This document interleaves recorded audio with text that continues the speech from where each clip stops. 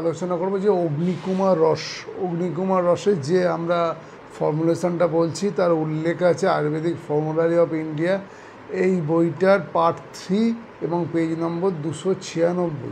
এই পেজে অগ্নিকুমার রসের ইনগ্রেডিয়েন্ট সম্বন্ধে দেওয়া আছে।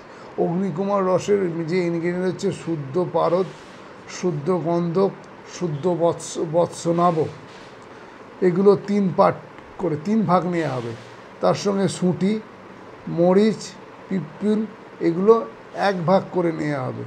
শুদ্ধ টঙ্কন, লৌহাবস্য এবং আজমোদা, শুদ্ধ অহিফেন এগুলো 3 পার্ট নেওয়া হবে এবং অভ্রভস্য নেওয়া হবে 8 পার্ট। এগুলো নিয়ে তার সঙ্গে পরিমাণ মতো চিত্রকের কাঠে ভাপনা দেওয়া হয়। ভাপনা দেওয়ার পরে যে সেগুলোকে শুকিয়ে যে গুঁড়োটা পাওয়া যায়, সেই গুঁড়োটাকে সমানভাবে সব মিশিয়ে দিয়ে তাকে আর্দ্র সরষে 4 ঘন্টা খলনুড়িতে রাপ করা হয়। রাপ করার পরে এটাকে পিল বানানো হয়। যে পিলগুলো সাধারণত 125 mg করে ট্যাবলেট বানানো হয়। এটা 125 mg করে ট্যাবলেট দিনে 2 থেকে 3 বার খাওয়া দাওয়ার পরে দেওয়া হয়। এর অনুপান সাধারণত কোল্ড ওয়াটার বা ঠান্ডা জলেই দেওয়া হয়।